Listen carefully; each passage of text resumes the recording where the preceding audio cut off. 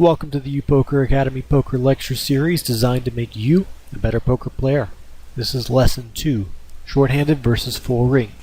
Now what do we mean when we say shorthanded and full ring? Well, these are two poker jargon terms meant to indicate the number of players sitting at the table with you. If you'll see here, we have 8 players at the table. This is considered a full ring game. When you have 8, 9, or 10 players, it is full-handed. And when you have 6 or less players, it is considered shorthanded. And there is a special kind of shorthanded game called heads up, which is when it's just you and another player. And if you think of heads up to full ring on a spectrum of play styles, essentially you're going to get more aggressive the shorter the game gets, and you're going to be betting more the shorter the game gets and playing more hands. And so heads up is essentially just a shorthanded game taken to its extreme. But right now we're playing full ring, so we're going to talk about full ring poker strategy.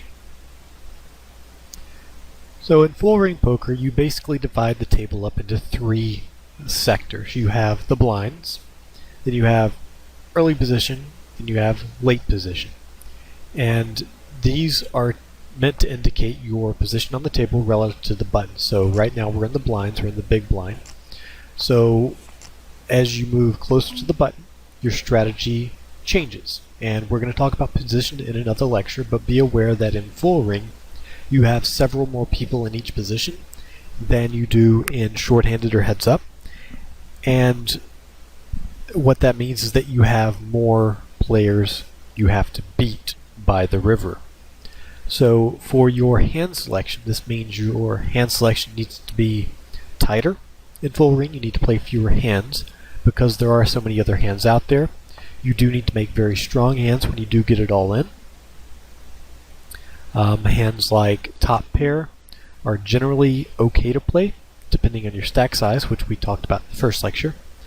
But hands like middle pair and bottom pair are usually going to be behind, simply because somebody out there is going to have a top pair. And while this may not be the case in shorthanded and heads-up poker, it is definitely the case in full ring.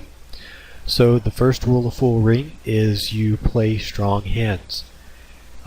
As you begin to realize that not everybody plays full ring correctly, you're going to realize that a lot of people play too many hands.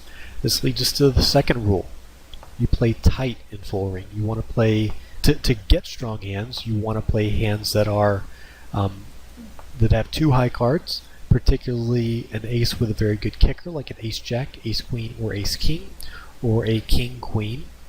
But you want to avoid hands that have a weak kicker, so a hand like ace-8, even though it is an ace, in full ring it's not a strong hand. This is where a lot of people make a mistake. They play hands like ace-7, ace-6, and then what happens? They get it up against somebody with ace-jack, and they lose all their money. So if somebody was putting me to a decision heads up for all my chips, and I had ace-jack and I had top pair, I would be happy to go up against them, and I would most likely call, of course depending on my stack size. However, if I have ace-jack in a full ring game and somebody re-raises me, I'm considering folding. Even though I've got top pair with a jack kicker, the likelihood of them having ace-queen or ace-king or a set is much, much higher because there are more people in the pot.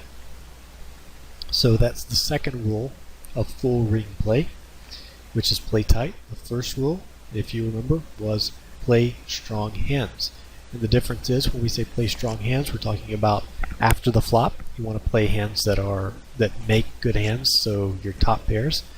And before the flop, in order to make rule 1 happen, you want to play tightly. The third rule of full ring is to always raise. If you're going to play a hand, it's going to be a hand that's worth a raise. So here you see several players limping in. This is a mistake. You want to raise in full ring because you want to limit the number of players in the pot. And by raising, you can convince several players to fold who otherwise would have called. This is good for us. We want to play with as few people in the pot as possible because this really opens our options with regard to pot sizing as well as c-bets and bluffs. And a c-bet is a continuation bet. It's a bet made to continue your aggression. So I raise before the flop and then I bet the flop. That's a c-bet because I'm continuation betting. So rule 3 is to always raise. Rule 4, and I've just kind of made these rules up as I go along. Rule 4 is to allow your opponents to catch second best hands and then don't push them off those hands. So what does this mean? If we have a hand like Ace King, we want to raise, and we want to raise significantly, something like 4 times the big blind, because this allows our opponents to call with weaker aces and catch second best hands.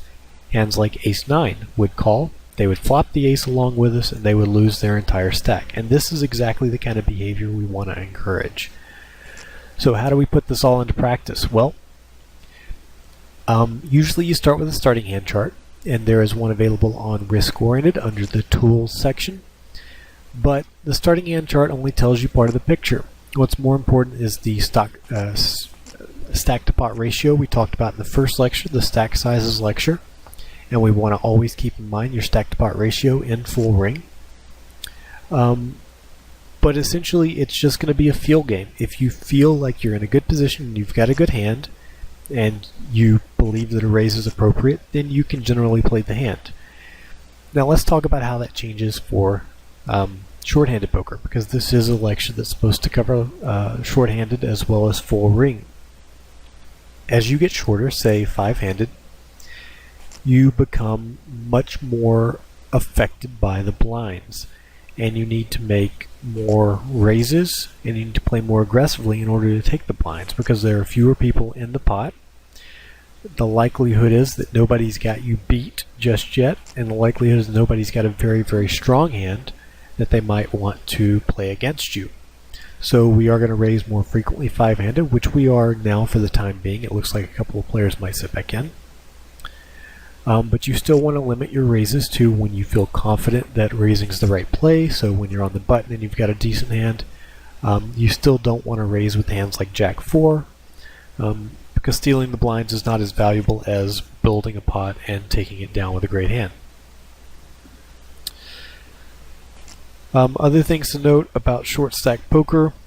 Typically short stack is played for more chips. It's usually deeper stacked. Shorthanded poker is normally deeper stacked, which means the hands you play are going to be things like suited connectors.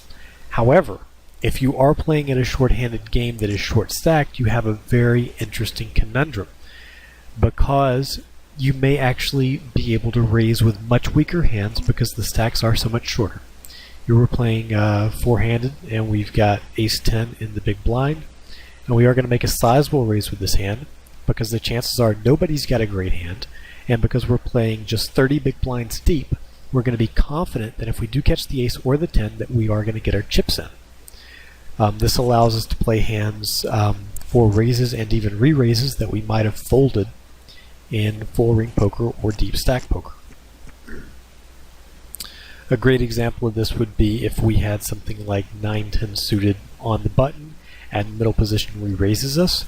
If we've got 30 big blinds, we almost always want to go all in there, because once we've re-raised, they have the option to fold and we pick up the blinds and their raise. And because we're short-handed, they're most likely raising with weaker hands, so they're more likely to fold. So you see how this all kind of comes together? I hope so.